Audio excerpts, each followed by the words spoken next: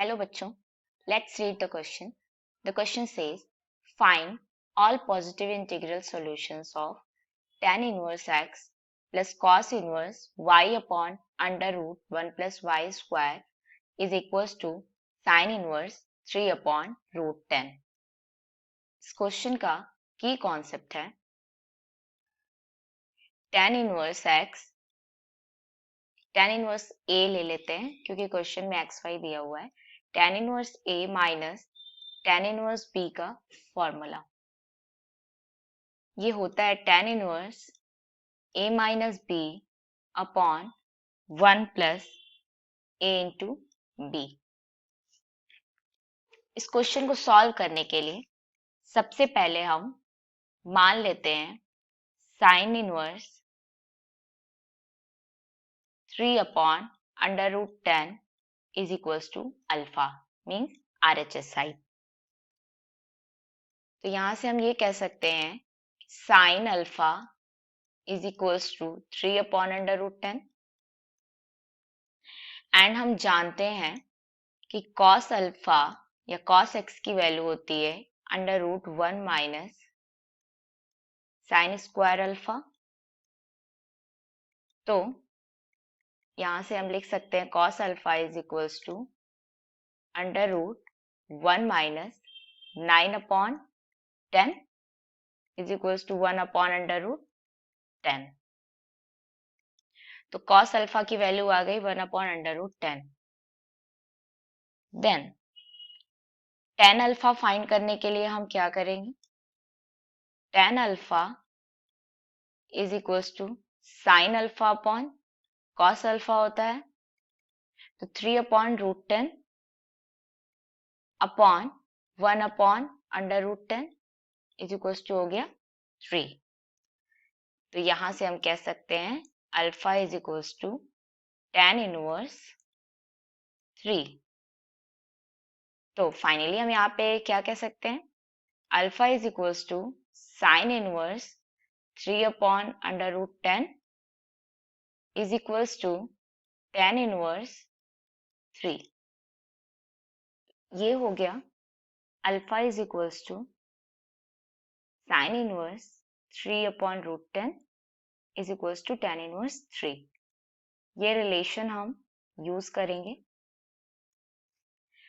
Next मान लेते हैं cos inverse, let cos inverse y upon under root 1 plus y square is equals to beta. इसे अगर beta मानते हैं तो cos beta is equals to y upon under root 1 plus y square होगा. Then यहां से हम साइन बीटा की वैल्यू भी फाइंड कर सकते हैं. So this implies sine beta is equals to under root 1 minus cos square beta होता है तो इसका स्क्वायर कर देंगे y square upon 1 plus y square हो जाएगा. इसे सॉल्व करेंगे तो हमें मिलेगा 1 plus y square minus y square upon 1 plus y square, ये कैंसिल हो जाएगा तो हमें मिलेगा 1 upon under root 1 plus y square. तो यहां से अगर tan बीटा फाइंड करें तो tan beta equals to sine beta upon cos beta होगा. ये हो जाएगा 1 upon under root 1 plus y square upon y upon under root 1 plus y square. तो यहाँ वैल्यू आ गई 1 अपॉन y.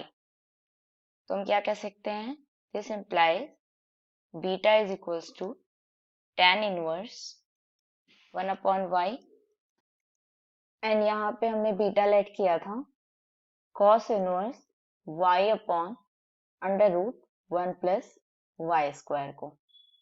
गिवन इक्वेशन को हम लिख सकते हैं tan inverse x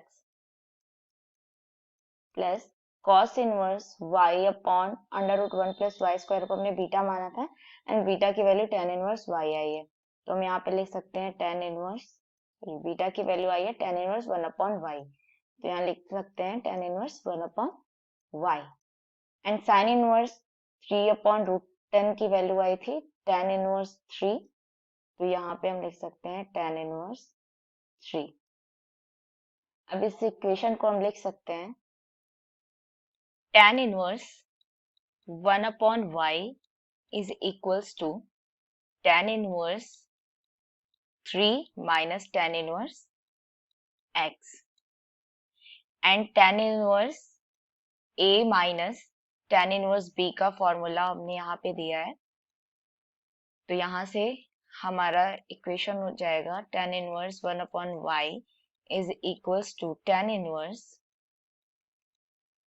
3 minus x upon 1 plus 3 into x। तो यहाँ से हम अगर रिलेट करें तो हम 1/y is equals to 3 minus x upon 1 plus 3x लिख सकते हैं। इसको क्रॉस मल्टीप्लाई करेंगे तो हमें मिलेगा 1 plus 3x is equals to 3y minus xy।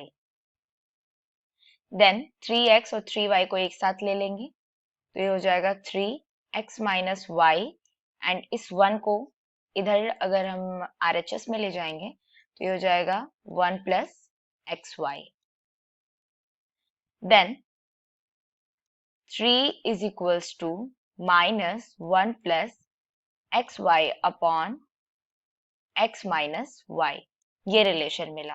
अब हम देखेंगे कि x एंड y की किस वैल्यू पे हमें RHS 3 मिल रहा है। तो इफ वी पुट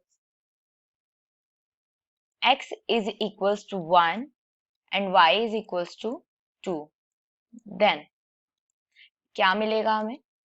x की जगह 1 रखेंगे एंड y की जगह 2 रखेंगे तो हमें मिलेगा माइनस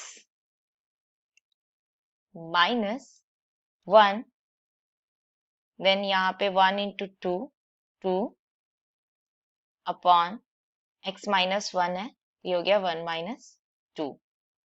तो ये मिला हमें -3 upon -1 is equals to 3 is equals to, so this implies LHS is equals to RHS।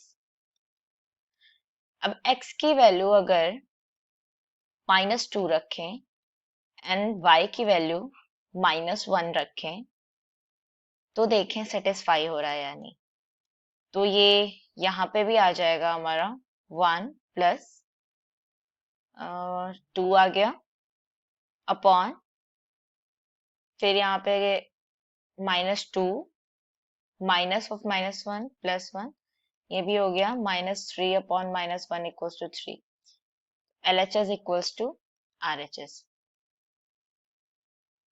तो इन दोनों वैल्यूज पे x एंड y की इन दोनों वैल्यूज पे हमें ये इक्वेशन सेटिस्फाइड मिल रहा है, बट हमें पॉजिटिव इंटीग्रल सॉल्यूशन बताने हैं। तो पॉजिटिव इंटीग्रल सॉल्यूशन होगा x equals to 1 and y equals to 2। तो हम लिखेंगे positive integral solution is x is equals to 1 and y is equals to 2. So this is the final answer. Hope you understood it well. Thank you.